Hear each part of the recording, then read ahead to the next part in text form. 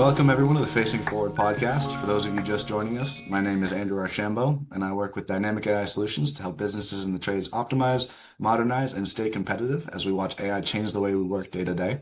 So, if you're a business owner and interested in how AI can plug into your business, help you guys scale more efficiently, or just cut down on your hours in the office, feel free to drop the word growth in the comment and I'll reach out. I can schedule a free sit down just to map out the opportunity for you. Otherwise, if you're a business owner, someone in the trades looking to start your own business, make sure you stick around to the end of this one because today's guest has one of the best origin stories that we've had on the show. Today we have on Anthony Richardson, the founder and president of Security Securities Corporation out of Rockland County, New York. Anthony started his career running cable and phone lines in New York City and worked his way up through some of the largest security companies in the country. He had the skills, he had the experience, and by every measure, he was good at what he did. And then something happened that made him rethink what he was doing and launch Secure. And I'm going to let him share that story a little more in depth. But today, Secure is a full-service fire alarm and life safety company serving residential, commercial, and government clients across New York with certified technicians, contracts with MTA train stations, access control systems with over 20,000 users. Anthony also hosts his own podcast, The Fire Alarm Insider, and created the Fire Alarm Business Blueprint, which is a 9-step program designed to help technicians and aspiring entrepreneurs launch and grow their own fire alarm businesses from the ground up. So, Anthony, thank you very much for being on with us today. Wow, thank you. Thank you very much for having me, Andrew. That was warming. That was pretty good. No problem. I'm glad. So, the first question I have for you today is when did you first get into the fire alarm and security industry and what made you want to jump in the first place? Now, first, this was in 1998, which I know Wow. they're gonna hear 1990. But it actually happened after I got out the military. I was working with a company called RCN, and Okay. at that particular time, they were in Manhattan, New York, competing with um, it was Time Warner, I believe, Time Warner and Verizon at the same time, because when RCN came out, they was providing cable, Mm. telephone, and also internet. So I'm working in the building on 43rd Street, and I see a guy working on a camera. So I stopped him and asked him what was he doing, how did he do it, and that right there what gave me, my mind to start moving. And then from Mm. there, I just found a job soon after doing fire alarm with a company called Fire Quench. Wow. That's awesome. So you came up through some pretty serious companies. What were the hardest parts of those early years as a tech, and what did that path teach you? Well, this is like a new language. I didn't know anything about electrical theory, rather it be AC or DC voltage, capacitors, resistors, the different types of cables that they have for the particular circuits. It's a whole new world that I had to learn. The information, the technology, the names, the everything. So that was the struggle. It took me a very long time for the light bulb to click and say, I understand it. Yeah. How long did you spend as an employee before going out on your own? Oh, I was an employee for 2 decades. I left the field in 2017. So from like 19 I want to say like 1999 to like 2017, I was a local 3 technician, just working with a lot of different big companies out there. What was that moment where like something shifted and you just decided to make something yourself and build your own company? Well, it was several factors. You excuse me, you're working. From my perspective, I was a technician who uh I didn't complain. It didn't matter if it was 4 o'clock. You called me. Yes, I'm gonna stay. I'll do it because I always clocked overtime and I made money from overtime. But I was well versed, not just fire alarm, but also in the security aspect of it. And I just felt the compensation just wasn't equaling out. I Mm. was 2 technicians in one, where you Mm. got you have to hire security tech and then sometimes hire fire tech, where you could just have me to do both. But the money just didn't add up. So I just decided to jump on my own. Wow, that's incredible.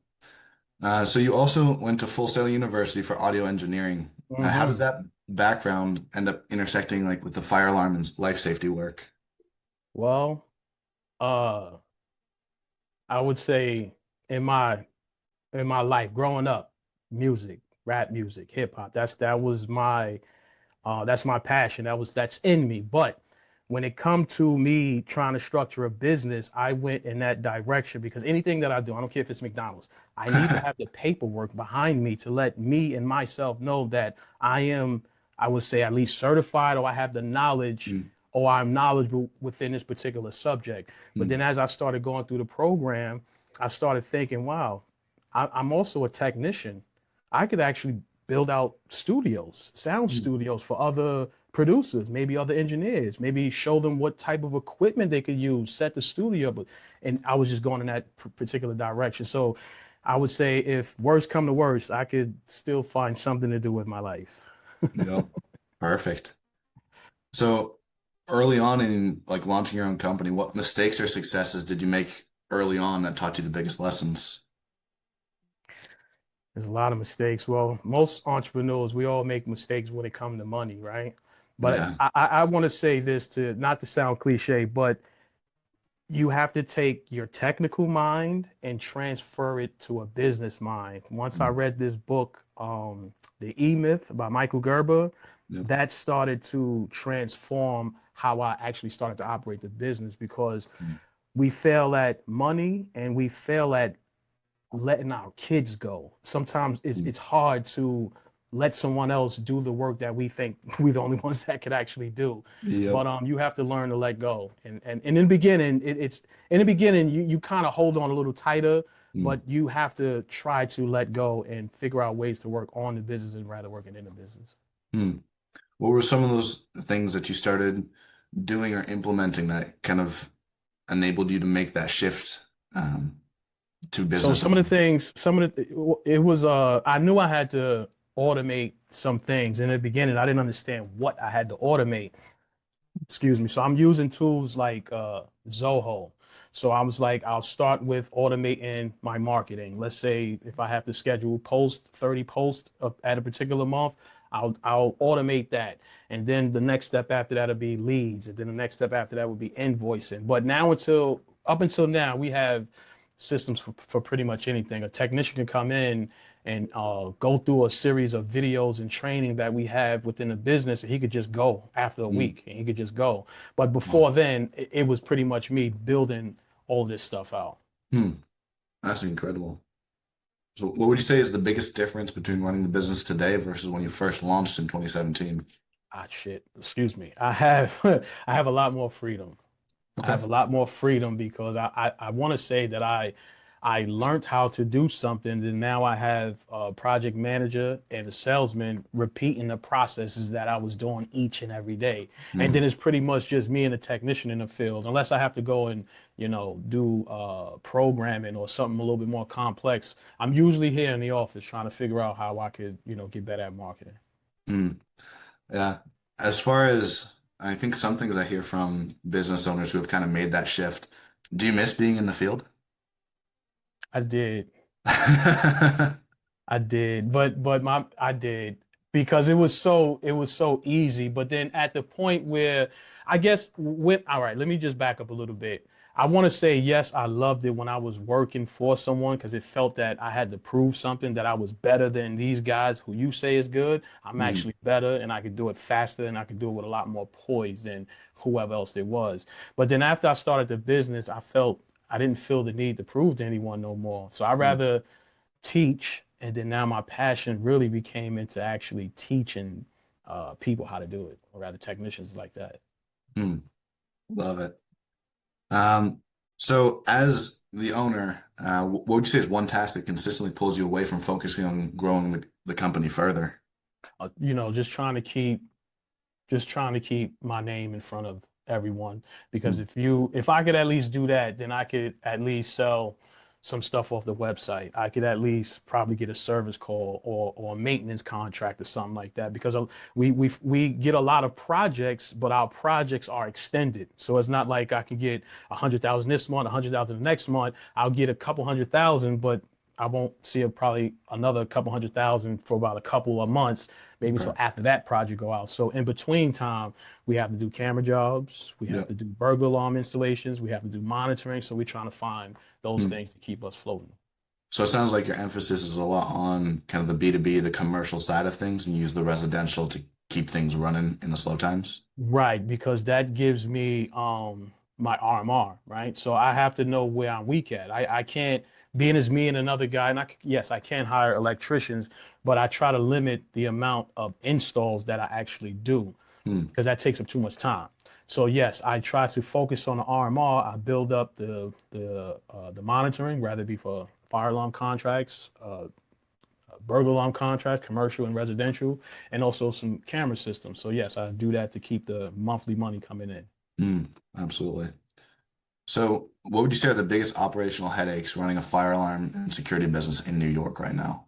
Competing with all the other larger fire alarm companies, Hmm. it's not easy as a small fire alarm company, even as an maybe an electrical contractor probably be a lot more easier because they're the ones who actually have to do the work and you need them for the paperwork and their stamp.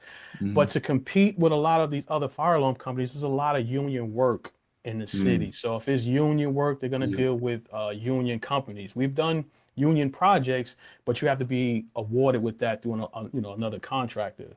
So it is a little difficult playing in that game as if you're looking for install. So that's why we had to fall back, look at other avenues and how we could get money so that way we could still compete with the larger companies. Hmm. And why have you kind of decided to stay non-union as a company?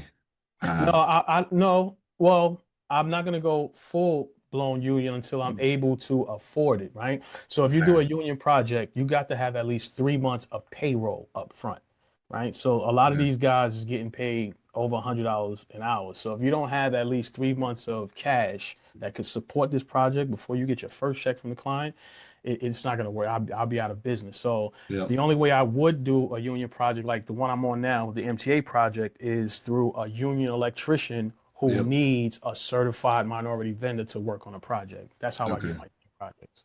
Okay. So, looking at kind of the whole scope of work, where do you feel that time gets kind of sucked the most? Whether, admin, follow-up, fire department inspections, things like that. I would say admin because I only have a project manager and I have a salesman and I have a technician. So I'm still doing all of the admin. Maybe I just submitted 12 invoices. Somebody else could be doing that. Yeah. So and invoices I need to submit every month, I'm usually doing that. Checks that come in, I'm usually depositing them. So yeah, I'm still doing a lot of the administration part of it. So until I could bring somebody in to Yeah. handle that, then yeah. But not saying a good thing, but being that my time is freed up as much as it is, I guess that is my job, being an admin. Yep. Yes, Yep. because it gets done very well. So Yeah. It's just the next stage in the progression before you yeah, get someone else doing yeah. that. But I think we touched on this one a little bit before, but how do you currently manage the peaks and valleys of demand? Okay, so that's a very good question, right? Because in a business, what I came to the realization a couple of days ago, in the business, we're really using Claude to help me with my business finances. I'm seeing that in a business, everything has to move as a business. So if you get money, whatever the denomination of that money, from a penny to the end of that denomination, you need to know what's happening with each and every part of that dollar. Hmm. You don't want to get your check and say, okay, I gotta go buy equipment and pay these guys and things like that. No, it has to be everything has to be allocated. So if something can't get done, some just can't get done. But you have to Hmm. stick within a I don't want to call it a budget, but you have to have a framework for Hmm. everything. So building that out and making sure everything run on its own Hmm. is where we're trying to go to now. How have you been able to use, you mentioned using Claude, but like how is that played in? What does that process look like? So I use Claude Cowork and also the web version. So on the desktop, I'm using it to organize my files, proposals. It's tightening up all my proposals. It's tightening up. I wrote this book. It tightened up this book before I Okay. packaged it up and sent it out. Tightens up all of my presentations, scripts, social Hmm. media content, and on a daily basis, I have it searching for leads for fire alarm leads in the counties I selected, burglar alarm leads, camera leads, intercom leads, all Oh, separate, creating Notion, creating databases in Notion, so that way it alerts the salesman and project manager, and they just call all day. wow. That's incredible. So, um, I guess we kind of touched on the next question on that too, but the systems you have in place to keep steady streams coming in, is it mostly kind of that Claude lead scraping, or what other systems you have in place? Okay. Okay, so I have a website and I have a funnels. I have websites. I have a website, my main website, securesecurities.com, and then I have my funnels is where I'm doing the digital products, the Fire Alarm Business Blueprint, the Yep. books, the NICET courses and things like that. So what I use is GrowthWorks runs my funnel. And how GrowthWorks work is if you have no idea how to do anything in marketing, it's like it has AI into it. You tell it I want to start a business doing fire alarm. Okay, it'll spit out the course for you. It'll spit out the marketing for you. It'll spit out the social media content. It'll spit out your VSLs. It'll spit Mm, out everything you need to do with marketing. It'll spit it out. Your job is to record everything, right? mm, Or let AI record everything so you can have it played out. You have your high ticket course. You have your content engine course, and then you have your low ticket course, all built out. So that's what I'm using for the digital side. Then I have Zoho, which connects to my website, which is similar to GrowthWorks, but I'm only using it for just the email automations for the forms that I have on my website, and mm, also the automations for GrowthWorks. That's a total beast, and mm. how I do that. And then in between that is Zapier, Claude, Yep. and some other little tools that I use like Gamma for presentations. Yep. Um, it's a lot that I go off the top. I can't think of I can't think of them all off the top. But then I had created some GPTs. Like Mm, one of the to go back to a pain point is a lot of fire alarm companies. I want to say all have an issue with pricing out test and inspections. Right. Let's say I go to a building, 10-story building, and it has over 1,000 devices. Now usually they just throw a number to that. No, I created an actual inspection calculator to where you could mm. put how many is internal though, how many pull stations, how many horn strobes, how many relays, how many of everything in the system, how high are the ceilings, because the difficulty level will increase the rate, and Yep. then you put your rate, and then is it one guy or two guy? Boom, that's your price. That's your give to the you print it out, you get your little proposal, and you can send that straight off. Mm. It's not live for the public. I will eventually, but it's really just internal. I just want to use it for Yeah. my guys and we could just put out bids quicker. I love it.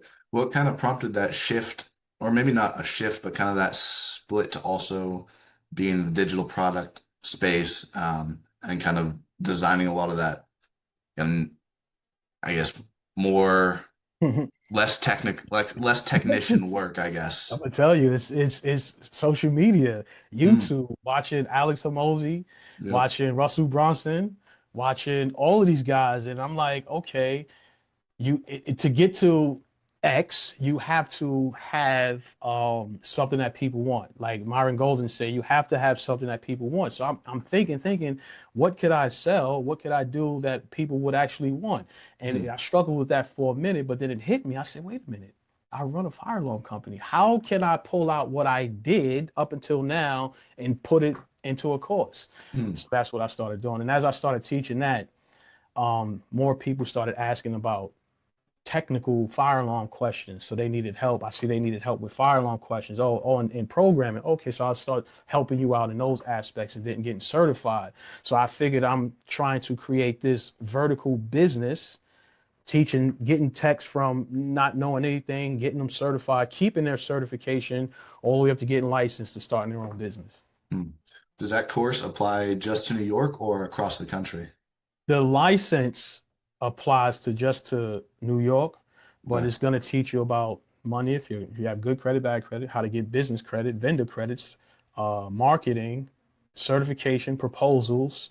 If you don't have a business, it's going to show you how to form it, and then the license part of it as well. So it's teaching, and also the marketing, and then personal branding. Mm, So in addition to marketing, I'm going to show you how to create content on social media so that way you can build your personal brand and, don't have to put so much money in ads or put a bunch of money in ads just to exponentially grow yourself. But, removing that fear from people is what I'm trying to do. That's awesome. How many people have you seen go through the course and what kind of success stories have you seen? As far as the blueprint, I'm halfway done with the blueprint, so no one has actually gone through the course as of yet. Still a lot of free information I'm giving out, but what they are actually signing up for is they buying a lot of the NICET test, 1 and 2, 3 and 4, and they're joining the school community because the school community is all where I'm going to be teaching all about the codes, all Yep. about fire alarm only. So they're in that segment now. So I kind of don't think I'm actually talking to the people who's ready for the blueprint. I think I'm still talking to people who's just trying to get their skills up. Yeah, absolutely. So, kind of turning attention back to the trade side of the business. When a lead calls but doesn't like sign with you guys immediately, what's the process you guys use to follow up and convert that prospect, and how much is automated right now? So when the lead calls, we have Ring Central. Ring Central is interconnected with our Zoho and also our GrowthWorks. So if the user has a name, like I'm calling Anthony Richardson, it'll extract that information. So once my salesman or the project manager, whomever, finish speaking with the client and they do not, take if they don't buy anything, they want to come back another time. We make sure they get the information, at least an email, but Mhm. automatically they go inside of the campaign depending on what their call is. So if they're calling to find out about camera systems, they will go into an automation. That first email is just going to give them some free, more information, or probably talk about another company that whatever they're not doing that we are doing. Yep.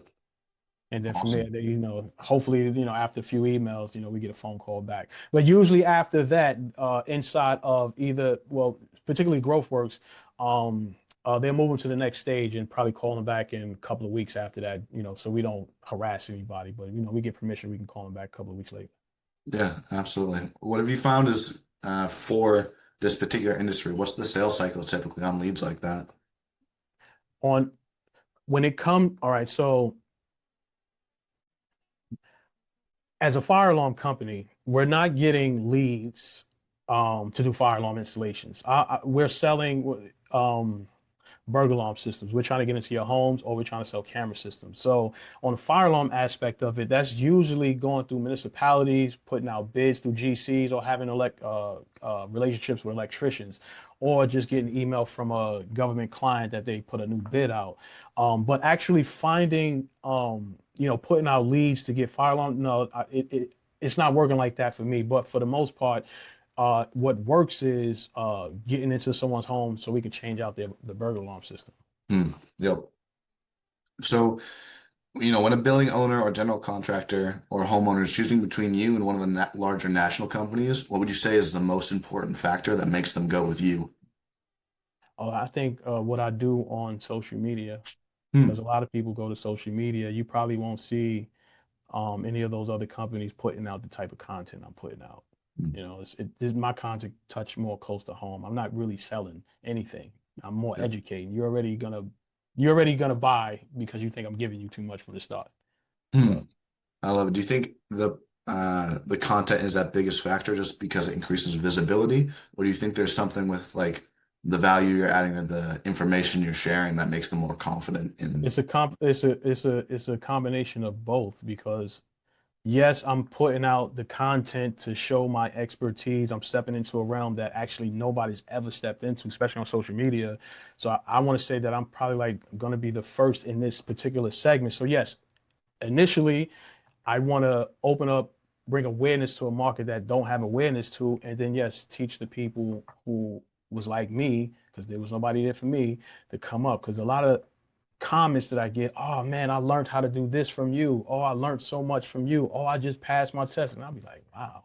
Sometimes I think I'm not even really giving the best type of information, but it's just how I do the thing. So Hmm. the individual is always going to have self-doubt. Hmm. Yeah. So beyond revenue, what would you say is the most important metric that you track to know if the business is healthy? I put it to you like this, right? There's no business metric that I track. I get up at 3 o'clock every day and I'm probably sleep 8 or 9 o'clock. If I'm tired at any given moment, that's my track. I don't be tired. I Hmm. keep going. I keep going. And this has been 2007, what year we in? It's been a long time. 8, 9 years. It's been a long time, and I have not been tired. So if once I start slowing down or burn out, whatever they call it, then I think I'm doing something wrong Hmm. Yeah, so you're mostly looking at like your energy levels and seeing, in the health. hmm. Hmm. I guess that's something that a lot of people, especially in the trades, don't really think about. Like, I think I was talking, I don't know if the episode's out yet. I was talking to another guy, and he mentioned how in the trades there tends to be kind of a pushing to the side of keeping your body healthy. Um, but has health been something that you've always been maintaining, or is it something where there was a No, turning point? a turning point. No, this is not something that because I wasn't taught certain things growing up, or haven't seen certain things growing up, haven't seen how to eat or live growing up. So yeah, a lot of this stuff is brand new and it's challenging at times, but yeah, it's a journey. So I'm just trying to figure it all out as I go. It's awesome. As a leader in the business, where are you currently investing the most time, money, or resource to improve the overall health of the business? Oh, that'll definitely be within myself. Hmm. I take a lot of courses, right? Because I still have to pull. I'm still a technician by heart, by trade. Even though I'm running a business and my business is profitable, I'm still there are still areas I don't know within a business. There are still things I don't know how to do within a business that I'm still trying to learn. So Hmm. I invest in, the courses that are out there, whatever I can put my money into that's going to get me to the next step that I could train my techs or the project manager and salesman, pass that down. That's what I do. So the Hmm. more I could take in, the more I could actually give out. Hmm. What would you say? This is kind of a nugget for the audience, but what would you say would be like a first course you'd recommend for someone who's kind of looking to build themselves up into a business owner? Courses would be the fire alarm business blueprint. Of course. There's nothing else out there that's gonna. There's a bunch of business courses out there, but there's not gonna be a course to show you how to run a specific trade Hmm. business, So, and there's not one out there. So to the caveat or how you anyone would do this, right? If anyone is coming in to do a fire alarm business, I would just go, I would not look for installs. If installs come, installs come. I would look for test and inspections, service, because if you're a service guy, you should be able to fix 5, 6 systems a day, and then look for monitoring. Those three things right there will someone can do by themselves. Someone Hmm. could do a 2 or 3 man company run, or you don't have to do any installs. Just those three things right there, you can make a lot of money. Hmm. Perfect. So, if you can wave a metaphorical magic wand and instantly solve one of your operational or marketing challenges, what would it be, and what do you think that challenge is currently costing you? It would, that is a good question. It would be to, of course, I want to wave the magic wand to have a whole bunch of cash, but no, that wouldn't be it. But it would be to hire more people, right? I just need 3 more people. I mean, when I say hire people, of course, you got to have the money for these people. So I would have to have the cushion and I need the 3 people that'll take us to the next. That'll take us to actually probably double digits if I can Hmm. get 3 more people. But yeah, that would take us to the next level of this fire alarm company. Hmm. There's one thing What's I it? not to go there to cut you off anything. I'm sorry, No but problem. one thing I do notice on LinkedIn, I still uh what you call it on LinkedIn, follow or friends. I don't even know what you call it on LinkedIn. It's a different world over there. Yep. I still I'm still connected with a lot of the companies I used to work for. So I see a lot of the owners checking out what I'm doing, checking my page because I have the premium account so you can see who's looking at you. And I just take that as a, thank you. Thank you. I worked for a lot of good people. I didn't have any bad relationships with anyone. And when I did leave, he was really good about it. He was just like, that's not my market, because it was a little $25,000 job. It was way too small. Yeah. Way too small for him. But he was like, yeah, you're not in my market. Good luck. Go have fun. So I never had any issues with anyone, but I just see a lot of people watching what I'm doing. That's awesome. So like we kind of mentioned, you also run a podcast, and then you're developing this blueprint course for people. Like actively putting an emphasis on teaching other techs how to start their own companies, how to be good at what they do. What made that a priority for you? I noticed, I'll put it to you like this.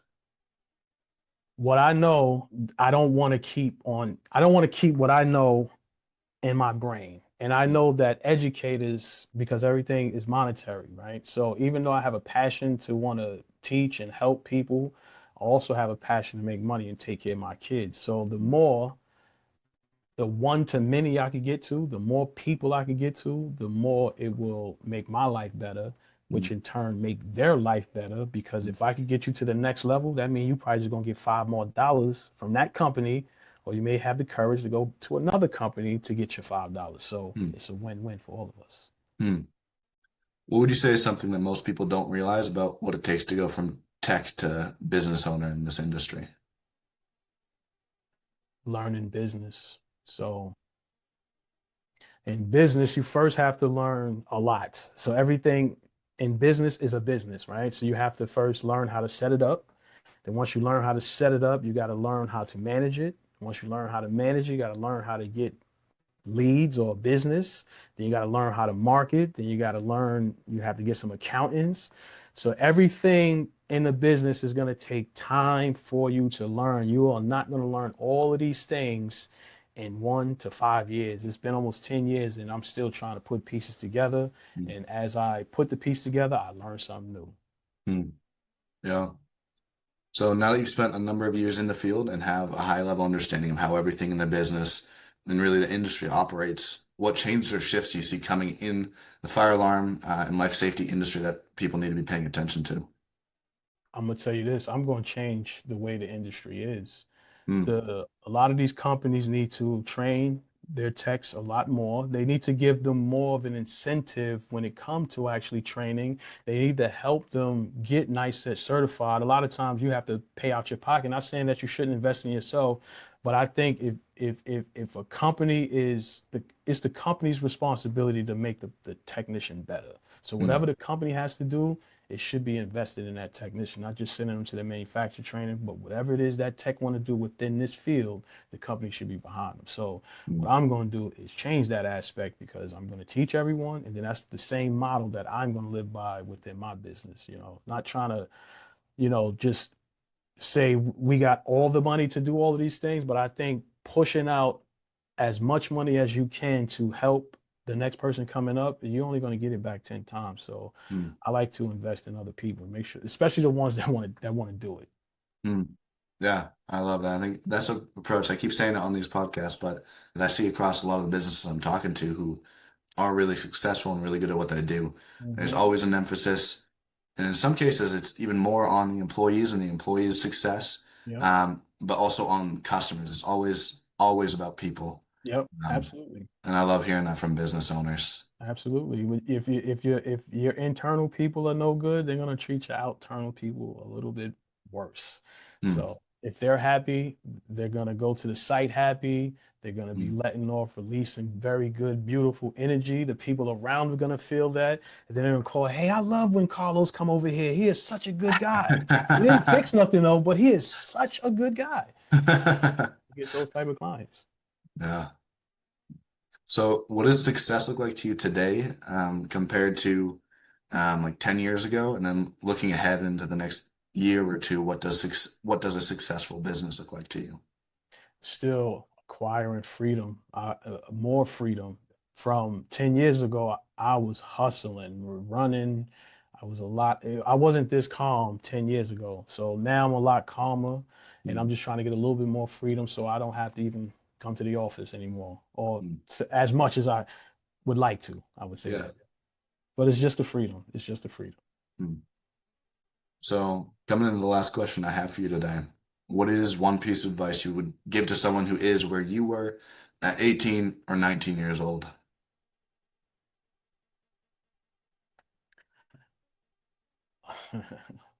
The young ones, right? All right. So, I'm not sure what anybody's religion is, beliefs, spiritual aspect is in life. But what I wish I had someone tell me when I was coming up was, I need you to focus on yourself, right? When I say focus on yourself, I'm talking about do a little exercising. You don't have to get all super jacked, but make sure you do something that's going to build you a little bit of discipline. Um, Upgrade your level of discernment. Learn how to deal with people and not engage with people who, you know what I mean, the energy don't feel or flow right back and forth. You have to learn how to wean those people out. So if you could get your health up, get your mind right, learn how to only, which is difficult, learn how to only keep good people around you. Mm, And then once you do that, you become an attraction magnet because you don't chase anything, things come to you. So mm, you have to learn how to attract things rather than go and get things, right? mm, What I mean by attraction, you set things up, you set a system up for a person to come into an automation to later buy something. So you set up the attraction in order for somebody to give you something later. mm. You touched on something that I think it- is something that is really hard in the moment. What would you say is the key, or I don't know if key is the right word, but to keeping the right people around you, or to setting friend groups, even for, seasons of life? Okay, so that's not complicated at all, right? A lot of times, most people, we assume that everyone is just like the individual that we're walking in, right? So you have to not ignore when someone make you feel some kind of way. You can't ignore that. You feel it, whatever you feel, whatever went through your body, your mind, it was real.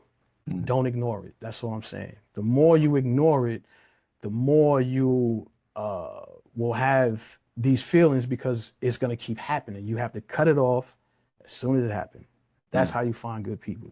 Because if they don't do that, that's a good person. If there are people that's shifting you on the inside, it may not be good energy to be around. So you have to mm. figure that out. I love it. Thank you for that, for all your time today. For the people interested, whether in New York or people across the country looking to connect with you, where to find you? I'm everywhere on social media at the Fire Alarm Expert, or you can catch me at Secured Securities on Facebook. But everywhere you can catch me, I'm the Fire Alarm Expert. Perfect.